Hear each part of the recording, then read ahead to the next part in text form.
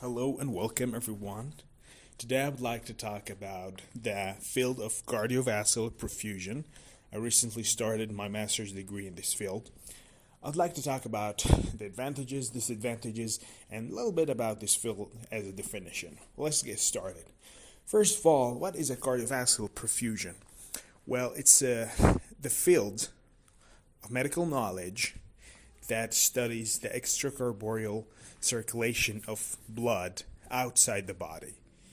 Because extracorporeal means outside the body. Okay? So during an open heart surgery, for example, we need to stop the heart to make the surgeon able to work freely and with a field with no blood on the heart. Okay? And in the first one who discovered or actually make up this idea, which is very important, literally changes the concept of heart surgery, which is Dr. John Gibbon in 1953, I believe, from the United States. This year actually was a big marker in the history of heart surgery. So he invented this heart-lung machine, a machine that this machine takes the blood from the patient to the machine. Actually, it makes sure that the blood is flowing, so no clotting happening. And second, there's an oxygenator, which works as a lung, artificial lung actually. Then make the blood go back again to the body. This is the main circuit, okay? So in this way, we could literally, for example, for a surgeon, cardiac surgeon, he could work on the heart, replace a valve, maybe close a shunt, like a hole in the heart. A lot of things, a lot of different operation in the heart. Without this device, the heart-lung machine, the cardiac surgery is so limited. Just fix things while the heart is beating. Now we could stop the heart and actually prepare and do whatever we want. And actually it could be used also in lung transplant, heart transplant, when we have an aneurysm big and located near the heart, we can't work freely. Maybe it's ruptured, the patient could die bleeding to death, literally. So this is where we could use this heart-lung machine. Well, something here to clarify that the perfusion field is not only about this machine. You study something else, but this is like the ECMO, like the assistant ventricles, the assistant pump for the ventricles, etc. But you focus mainly on this topic, which is the heart-lung machine. After graduation, you work as a clinical perfusionist in a hospital in the surgical team, responsible for the heart-lung machine. How to become perfusionist? Well, depends on the country. Some countries, like here in the United States, you have to study a field related to medical background, physiology, biology, biochemistry, something like that. Then, after graduation, 4 years, bachelor degree, you complete a master degree in perfusion, 2 years. Then you have to pass some exams like the American Board for cardiovascular perfusion, something to be, officially a perfusionist that could work on the operating room. In other countries, like in South America, I believe in Argentina, the perfusionist should be a doctor, a medical doctor. He specialized in this field. In other countries, like Egypt, I think the same thing. So it depends. It depends on the country. Some of them require any medical background. Then after graduation, you complete a master's degree in perfusion. Some of them actually have a school, like a college, that study only perfusion. So it depends actually through the world. So this is the field in general. Okay, so I want to talk first about the advantages. The advantage is that this field is so nice as a field, so interesting. You combine a lot of sciences together. You study the machine from the engineering aspect Of course, not as deep as a biomedical engineer, for example, but you know that the basic engineering principles of the device. You study deeply the anatomy and the physiology of the human body. You study a lot of pure medical subjects, okay? You literally feel like you're a doctor while you're studying because there's a lot of medical stuff you're learning. And a lot, of course, mechanics related to fluids. All right. Something else, pharmacology, which is because as a perfusionist, you have to give a lot of drugs with different concentration to the patient during your device. So you should know also a lot about pharmacology and something like that. Very interesting field, a lot of different fields together. Okay. This is very interesting.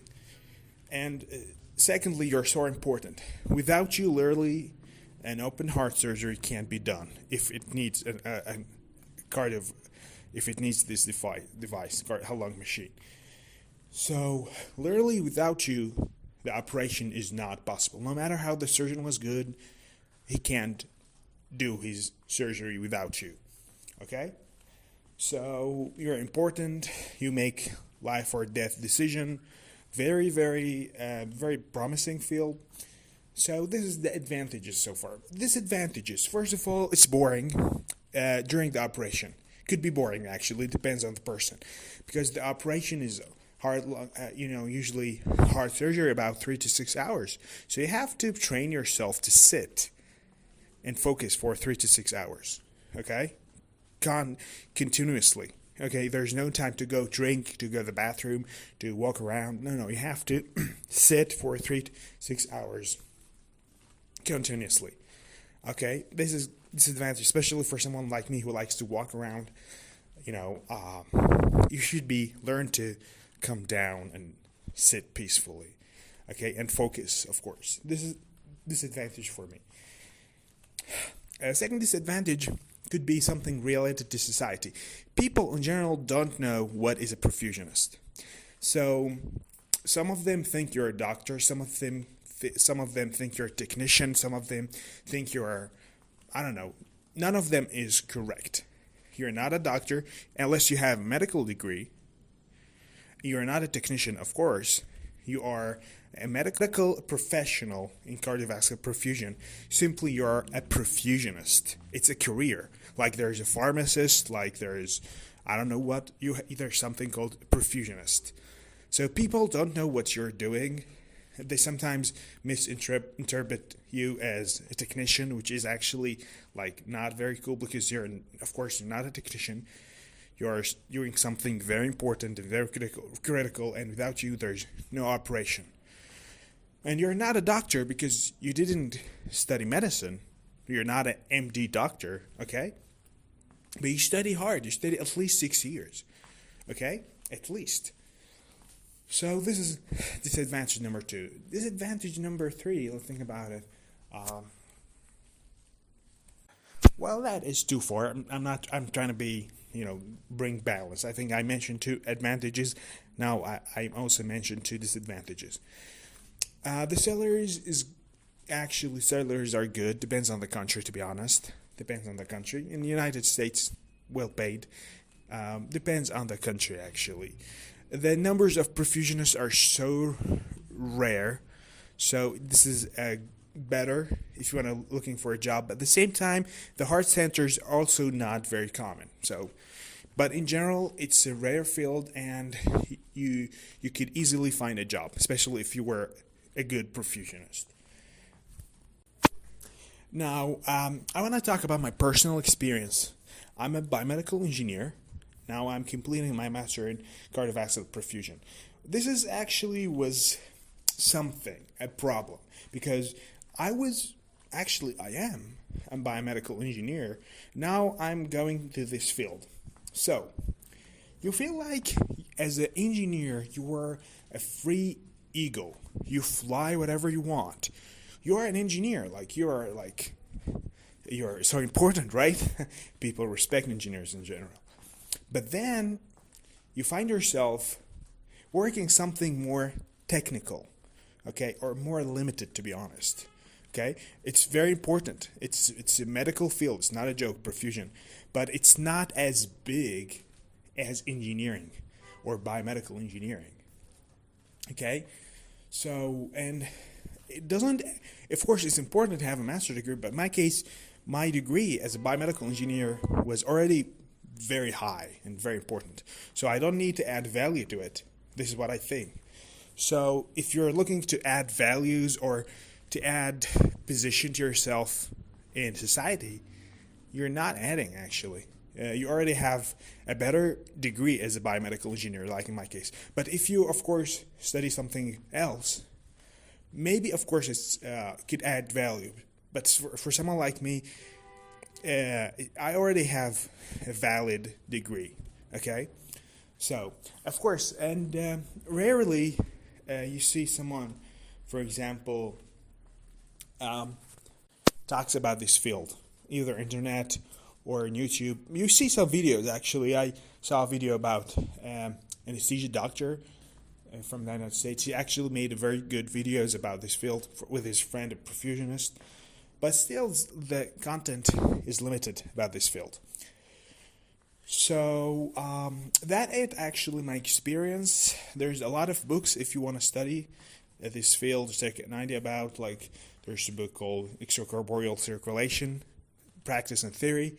This book actually is the reference for the European board for the perfusionists in Europe. There's also a good book called Cardiopulmonary Bypass and Mechanical Support, Practice and Principles. This is a very, very good book. A lot of students use it to study for the American board for perfusion. A lot of books, but you can simply read an article on Wikipedia about this field if you don't want to go in deep details.